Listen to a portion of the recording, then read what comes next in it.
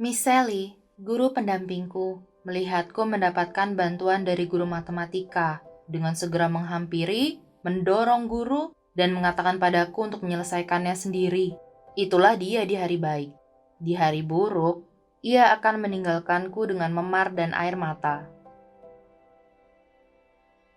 Aku mengalami mimpi buruk yang nyata selama 6 tahun dalam hidupku, tapi bukan di rumah, melainkan di sekolah. Itu semua berawal saat aku berusia 4 tahun. Aku pergi ke penitipan anak selama musim panas. Aku menggambar salah satu penjaga di sana, Miss Sally. Ia menyukainya dan membantuku mengatasi permasalahanku, frustrasiku, dan kebutuhan sensorik. Aku suka berada di dekatnya sampai aku merasa sedih harus kembali ke prasekolah saat musim panas berakhir. Untungnya, dengan bantuan kakekku, aku bisa tetap mampir ke penitipan setelah sekolah setiap hari. Miss Sally selalu menyambut setiap saat ia melihatku dan meluangkan waktu untukku. Ia bahkan sangat baik seingatku. Ketika tiba saatnya bagiku untuk naik ke TK di sekolah baru yang lebih dekat dengan rumahku, orang tuaku harus memikirkan tentang guru pendamping untukku. Aku memiliki autisme dan mungkin akan mengalami kesulitan dengan sistem sekolah normal. Jadi aku membutuhkan guru pendamping yang bisa bersamaku setiap saat, termasuk di dalam bus. Orang tuaku memutuskan untuk mengambil Miss Sally sebagai pendampingku karena aku merasa paling nyaman saat bersamanya. Aku begitu senang saat ia menyetujuinya, sampai aku ingat berpikir, ia pasti juga sangat menyukaiku. Sayangnya, ia tidak dilatih untuk menjadi seorang guru pendamping atau untuk bekerja sesuai sistem sekolah, dan sekolah hanya melepasnya begitu saja tanpa persiapan yang tentunya membuatnya stres. Itu membuatnya, saat berada di sekolah, menjadi seseorang yang benar-benar berbeda. Hanya beberapa minggu memasuki TK, ia memaksaku makan roti isi keju panggang yang tidak kusukai dan tidak kuinginkan, dan berkata bahwa jika aku tidak menghabiskannya, maka aku akan menghabiskan semalaman di ruang penangguhan. Apa yang dimulai dengan kata-kata buruk, dengan cepat bergulir seperti bola salju, mengarah ke fisik. Di sekolah, ia akan mencengkram tangan dan lenganku dengan kencang, memutar lenganku ke punggung, menepisku, menekan bibirku, menarik rambutku, menendang, dan menginjak kakiku. Apabila aku melakukan kesalahan atau tidak mendengarkan, akan ada akibat yang melibatkan fisik. Aku belajar apa yang boleh dan tidak boleh dilakukan di sekolah melalui perlakuan secara fisik dan kata-kata yang ia tujukan padaku. Dan semakin aku berusaha berada di jalurnya, aku akan melewatkan beberapa petunjuk karena aku memiliki masalah dalam mencerna sesuatu. Aku hanya seorang gadis kecil yang berusaha menemukan jalanku di dunia ini. Aku membutuhkan Miss Sally yang dulu, yang baik, sabar, dan membimbingku. Kupikir ia pasti berkelakuan seperti itu karena aku adalah anak yang tidak baik. Aku begitu bingung, berusaha fokus untuk menyenangkannya, dan seakan berjalan di cangkang telur saat berada di dekatnya. Kapanpun aku berusaha menanyakan tentang apa yang ia perbuat padaku, ia menyangkalnya atau meremehkannya. Berkata, ia hanya berusaha melakukan yang terbaik untukku. Dan jika aku memberitahu orang tuaku sesuatu diam-diam, ia akan menuduhku berbohong. Satu pagi kami terlambat pergi ke sekolah. Begitu kami tiba di sudut jalan dari rumahku dan kami tidak terlihat lagi, Miss Sally mencengkram tanganku dan menarikku ke halte bus. Ia memegangku dengan keras hingga meninggalkan memar di lenganku. Esok hari, Mama melihat lenganku dan bertanya apa yang terjadi. Aku berusaha menghindar, tapi Mama terus bertanya. Miss Sally menanamkan ketakutan dan tekanan padaku, hingga aku tidak bisa memberitahu hal yang sebenarnya pada Mama. Jadi aku berbohong dan berkata mungkin papa atau kakek. Kemudian aku mulai menangis sejadinya. Mama mungkin berpikir itu karena lenganku, tapi aku sebenarnya begitu marah karena kebohongan yang kukatakan.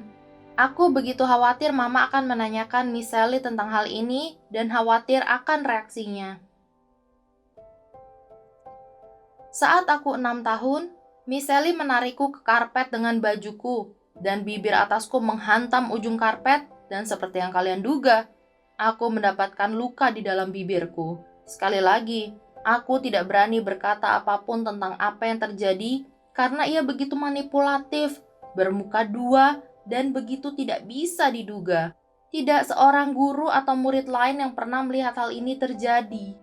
Ia begitu baik pada orang tuaku. Mereka mempercayainya sepenuhnya dan tidak pernah mencurigai apapun. Aku jarang berteman di sekolah karena Miss Sally membuatku menjadi gadis yang kaku yang selalu gelisah dan mudah ketakutan. Teman sekelasku memandangku dengan aneh dan tidak pernah ingin bermain denganku. Aku menahannya dalam diam selama masa sekolah dasar, saat ia merebut masa kecilku dari diriku dan aku tumbuh sebagai anak yang tidak percaya diri dan insecure selama masa remajaku. Perlakuan Miss Sally membekas pada tubuhku dalam bentuk luka dan memar bertahun-tahun. Tapi itu tidak seberapa dibandingkan dengan luka emosional yang kudapatkan sejak lama. Aku di sekolah menengah sekarang dan masih memiliki kecemasan berlebih. Aku masih bergumul untuk meminta bantuan, karena kapanpun Miss Sally melihatku mendapat bantuan dari guru, ia akan mendorong guru itu dan menyuruhku menyelesaikannya sendiri. Terkadang, kamu harus berusaha menyelesaikannya tanpa bantuan orang lain, katanya. Jadi, mulai saat itu aku menolak semua bantuan setiap saat dalam segala hal karenanya. Dan aku tidak habis pikir bagaimana aku bisa menjalani masa kuliah jika aku tidak mendapatkan bantuan karena hal tersebut. Selama sekolah menengah, aku tidak memiliki keberanian untuk menceritakan pada siapapun tentang apa yang terjadi padaku saat sekolah dasar. Aku sangat ingin melaporkannya pada polisi dan mendapatkan keadilan. Aku ingin Miss Sally dihukum atas apa yang ia perbuat padaku. Aku ingin keluargaku mengetahui kebenaran tentang apa yang sebenarnya terjadi. Tapi aku tidak memiliki bukti. Tidak ada yang bisa kugunakan, hanya ucapanku. Miss Sally bisa berkata tidak ada hal apapun yang terjadi, dan aku akan menjadi satu-satunya yang mendapatkan masalah dengan orang tuaku dan hukum ketika Miss Sally dengan santai terbebas dari hukuman. Saat aku akhirnya berhasil mengumpulkan keberanian untuk bercerita pada pacarku, ia menolakku karena ia merasa tidak nyaman. Sedangkan Mama, saat ku beritahu beliau tentang Miss Sally, ia berkata ia bisa saja menangani situasi itu secara pribadi. Mama berkata, jika Mama tahu tentangnya lebih cepat, Mama pasti akan segera menyingkirkannya secepatnya. Mama tidak mengizinkanku menceritakan hal ini pada teman sekelasku saat SD dulu, karena Mama pikir orang-orang tidak akan percaya pada ceritaku dan hanya akan menertawakanku. Tapi, kupikir itu akan membuat mereka mengerti akan tingkahku yang tidak biasa saat di sekolah. Akan sangat melegakan bagiku jika mereka akhirnya mengerti tingkah lakuku saat itu. Mama juga berkata bahwa aku tidak akan pernah sukses di kuliah jika tidak mendapatkan bantuan yang kubutuhkan. Tapi beliau juga tidak membiarkanku berterus terang dan mendapatkan bantuan dari apa yang sudah kualami selama masa sekolah dasar. Mama pikir aku membuat alasan. Aku menyayangi keluargaku, tapi aku merasa mereka tidak memahamiku. Aku sering berpikir mereka tidak menganggapku serius. Semua ini membuatku ingin menyudahi segalanya, karena aku merasa pengalaman buruk ini akan menghalangi sukses dalam hidupku. Aku bingung dan mempertanyakan apa dan kemana arah hidupku.